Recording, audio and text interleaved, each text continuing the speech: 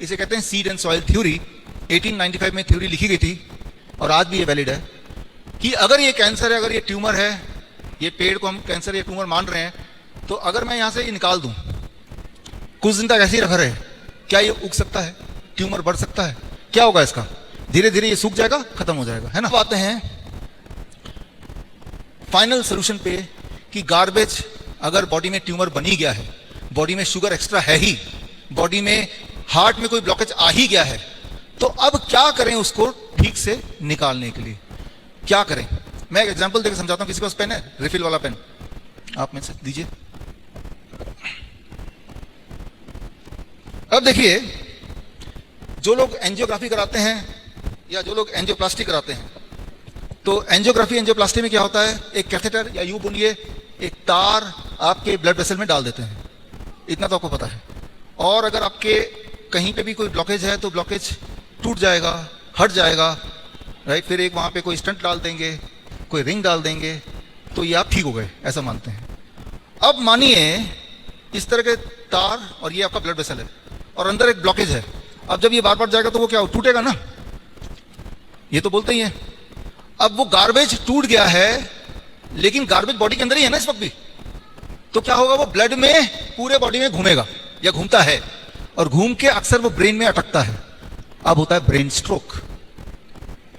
तो जब भी आप सोचते हैं, डायग्नोस करके देख लेते हैं, एंजियोग्राफी करा के देख लेते हैं, तो आप अपनी तैयारी कर रहे हैं ब्रेन स्ट्रोक करवाने की। जो लोग यहाँ पे साइंस के स्टूडेंट हैं या इंजीनियर हैं, जो लोग लॉजिकल सोच सकते हैं, एक गार्बेज ऑलरेडी है, ब्लॉकेज है, उसको ऐसे ऐसे बार बार करेंगे तो टूटेगा या नहीं टूटेगा? या तो टूट जाएगा। अगर वो टूट जाएगा तो पूरे बॉडी में वो ब्लड वेसल के अंदर ही है ना, गार्बेज बाहर तो निकला नहीं, राइट। तो अब वो जहां भी जाके फंसेगा, आपका वो वाला ऑर्गन खराब होगा, काम नहीं करेगा, आपको दर्द होगा, पेन होगा, मर जाएंगे, पैरालिसिस हो जाएगा, कुछ ना कुछ हो जाएगा। लेकिन कभी भी ये नहीं पता चलेगा, आपको बताएंगे नहीं, वो जो गार्बेज एंजियोग्राफी करने की कोशिश की गई थी, उसी की वजह से ये एक नया प्रॉब्लम आ गई आपको। तो गार्बेज को बॉडी से बाहर अगर आपको निकालना है, तो निकालने का रास्ता वही होना चाहिए जो कुदरत ने आपको दिया है, ना कि वो रास्ता जो इंसान ने बनाया है, काटने छाटने का नहीं। एग्जाम्पल के तौर पे किस तरह से गार्बेज हमारे हॉस्पिटल में हम निकालते हैं, आप घर जाके क्या करेंगे। अब देखिए, मान लीजिए ये पेड़ नहीं है, ये ट्यूमर है या ये कैंसर है और ये बढ़ता जा रहा है। डॉक्टर बोल रहे हैं ट्यूमर इतना बढ़ गया है, ऐसा करते हैं ट्यूमर को काट देते हैं। ठीक है जी, मैं ट्यूमर को, ये पत्ते हैं, मैंने इसको काट दिया, ट्यूमर निकल गया। लेकिन अब क्या होगा कुछ दिन बाद? क्या ट्यूमर खत्म हो जाएगा? ये पेड़ तो दोबारा से बढ़ेगा। तो कभी भी सर्जरी से कोई भी बीमारी ठीक नहीं हो सकती, क्योंकि जड़ तो अभी भी है ना। जब भी आप स्टोन को निकालेंगे, ट्यूमर को निकालेंगे, पेड़ तो वही है, पेड़ को खाना तो मिल रहा है, वो ट्यूमरस ग्रोथ का कारण वो तो वहीं का वहीं है। तो जब भी आप सोचते हैं कि ट्यूमर है तो काट दे हम, तो पल भर के लगेगा देखो ठीक हो गया, लेकिन धीरे धीरे धीरे धीरे दोबारा से बढ़ेगा, इस बार और तेजी से बढ़ेगा।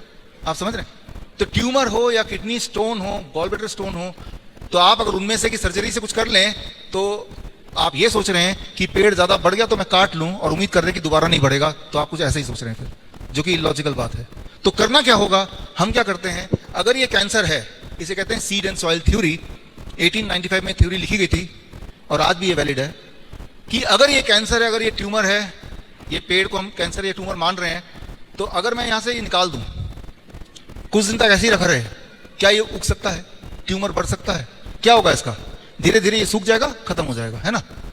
तो जो एनवायरमेंट है, जिस एनवायरमेंट पे वो ग्रो कर रहा था, उस एनवायरमेंट को बदल दो, चेंज कर दो उस एनवायरमेंट को। अगर आप ऐसा कर पाए तो ट्यूमर बॉडी ने बनाया है तो बॉडी डिसॉल्व करेगा, स्टोन बॉडी ने बनाया है, बॉडी डिसॉल्व करेगा, तो वो परमानेंट इलाज है। तो ऐसा हम अपने हॉस्पिटल में करते हैं। आप कैसे करेंगे घर जाके आज से, तो वो मैं आपको अभी एग्जाम्पल के तौर पे बताने जा रहा हूं। हम अपने हॉस्पिटल जो करते हैं, बड़ा इंटरेस्टिंग है कि आपके बॉडी ने ट्यूमर को निकालने का, जो चीज बॉडी को पसंद नहीं है, जो चीज बॉडी में अटक गई है, वो स्टोन है, ट्यूमर है, क्रिएटिनिन है, पोटेशियम है, शुगर है, प्रोटीन है, कुछ भी हो सकता है। वो कोई भी चीज अधिक है तो बॉडी में कुछ ना कुछ गड़बड़ करेगी। तो पेशाब का रास्ता निकाला है जो फिर भी बंद हो गया। एक और रास्ता है, वो है आपकी तीसरी kidney. Third kidney is your skin. आपका स्किन के जो पसीना आता है उसका एक बूंद लीजिए और पेशाब का एक बूंद लीजिए, दोनों केमिकल एनालिसिस करेंगे तो आपको लगभग सेम मिलेंगे। आपके पसीने में भी क्रिएटिनिन होगा, शुगर होगा, प्रोटीन होगा, यूरिक एसिड होगा, यूरिया होगा। आपके पेशाब में भी यही होता है। तो हम अपने हॉस्पिटल में ऐसे पेशेंट जो किडनी के पेशेंट हैं खास तौर पे, जिनकी बॉडी में पानी जमा हो गया है, जो असली वाले पेशेंट हैं, जो बहुत कमजोर हो गए हैं, जिनकी पेशाब बंद हो गई है, जो हफ्ते में 2-3 बार डायलिसिस करना पड़ता है और ऐसा कई सालों से करते जा रहे हैं, जिनका आखिरी कगार पे आ गया ट्रांसप्लांट करना है, तो उनको हम क्या कराते हैं वो देखिए अगला। ये असली पेशेंट हैं, ये यूं ही नहीं बिठाया है, ये असली वाले पेशेंट हैं। ये हमारा जो हिम्स हॉस्पिटल है चंडीगढ़ का, ये सारे वो लोग हैं जो डायलिसिस कराते थे। तो हमने उनको ये गर्म पानी में बिठाया 40 डिग्री सेल्सियस, और पानी आप गौर करेंगे तो गले तक। अगर आपके गले तक पानी हो, 40 डिग्री सेल्सियस पानी हो, इतना गर्मी हो, और ऐसा 2 घंटे तक आप बैठ पाए, तो बॉडी के अंदर जो एक्स्ट्रा है वो बॉडी से बाहर निकलना शुरू हो जाता है। As simple as that. हमारे जयपुर हॉस्पिटल देख रहे हैं आप, जबकि ये घर पे भी कर सकते हैं, मैं बताऊंगा कैसे कर सकते हैं। और ये सारे रियल किडनी पेशेंट जो ट्रांसप्लांट का इंतजार कर रहे हैं, जो डायलिसिस कराते जा रहे थे, मैं उनकी बात कर रहा हूं। ये जोधपुर का हॉस्पिटल है और ये रियल पेशेंट है। देखिए थोड़ी सी उम्र के बच्चे हैं। तो 40 डिग्री सेल्सियस पानी, 2 घंटा बैठना, यहां तक पानी होना। तो आपने, कुदरत ने जो आपको तरीके, आपके आउटपुट जो दिया है गार्बेज को बाहर निकालने का, आपने उसी को यूज किया।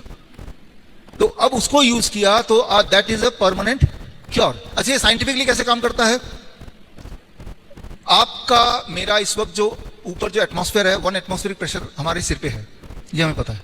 लेकिन जितना हिस्सा पानी के नीचे है उसमें atmospheric pressure plus the pressure of water about 2% more, right, plus the heat of the water.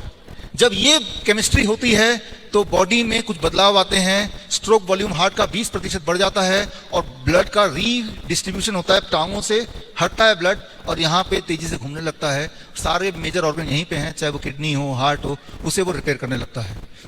कुछ केमिकल बढ़ने लगते हैं जिनसे आपके ब्लड वेसल रिपेयर होते हैं, जैसे नाइट्रिक ऑक्साइड एक्सेट्रा। कुछ हार्मोन कम होने लगते हैं जिससे आपका ब्लड प्रेशर बढ़ा हो रहा था, जिससे आपकी तकलीफें बढ़ रही थी। ये ऑटोमेटिक होता है।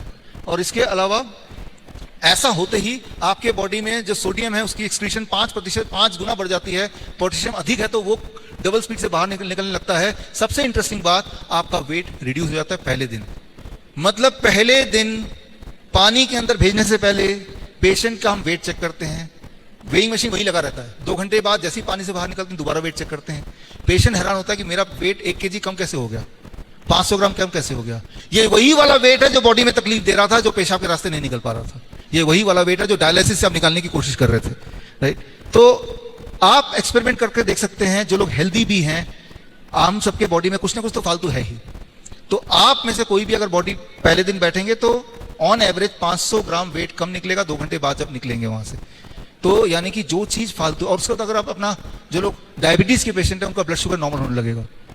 जो हाई बीपी की गोलियां लेते हैं तब भी बीपी बढ़ता है, उन सब की गोलियां छोड़ना उनकी मजबूरी हो जाती है। क्योंकि बीपी कब है ज्यादा? जब बॉडी में एक्सेस, जैसे बलून मान लो, इमेजिन कीजिए फुला रहे हैं, अंदर अगर हवा भर रहे हैं तो एयर प्रेशर क्या होगा, बढ़ेगा ना। तो बॉडी में अगर फ्लूइड ज्यादा भर जाता है तो ब्लड प्रेशर बढ़ जाता है। हमने फ्लूइड एक्सेस चीज बॉडी से निकाल दिया, लेकिन निकालने का रास्ता वो जो कुदरत ने हमें दिया है, तो उस रास्ते से बिना डैमेज करके धीरे धीरे निकाल दिया। गार्बेज आउट प्रिंसिपल, ये पूरा साइंस अगर आपको समझना है तो एंड ऑफ ट्रांसप्लांट, जिसका हिंदी एडिशन आज हमने यहाँ पे आपके सामने रिलीज किया, हिंदी इंग्लिश में, आप इस लिंक में जाके पूरी किताब, पूरा साइंस, इसी पे मेरी पीएचडी है, यही मेरा आविष्कार है जो हमारे 20 हॉस्पिटल में हम करते हैं, हिम्स हॉस्पिटल में करते हैं। आज के पेशेंट आते हैं असली वाले पेशेंट, हम उनको मानते हैं जो 2 कदम नहीं चल सकते, उनको मानते हैं जब चलते हैं तो चुभन होती है, उनको मानते हैं जो सीढ़ियां चढ़ते हैं तो उनकी सांस फूलती है, उनको मानते हैं जो हाथ में बैग लेके चलते हैं तो फिर पेन, दर्द होता है जैसे किसी ने चाकू भोंक दिया। वो असली पेशेंट है। उनका बीपी बढ़ा ही रहता है 200 से 250, 250 टोटल, उससे बढ़ा रहता है दवाइयों के बावजूद भी, उनको मानते हैं। तो हार्ट के असली पेशेंट को यही हॉट वाटर इमर्शन देते हैं, लेकिन उनका पानी का लेवल हम यहां तक रखते हैं। दर्शकों के लिए एक खास मेरा मैसेज, आप इस दोनों चैनल के माध्यम से मेरे वीडियोस आप देख रहे होंगे, नए नए जो टेक्निक्स हैं वो आप सीख रहे होंगे। एक चीज़ करना भूल जाते होंगे कि वो ये है कि सब्सक्राइब करना। सब्सक्राइब कीजिए ताकि जो मेरे नए टेक्निक्स हैं, नए वीडियोस हैं, वो राइट टाइम पे आप तक पहुँचे, सबसे पहले पहुँचे।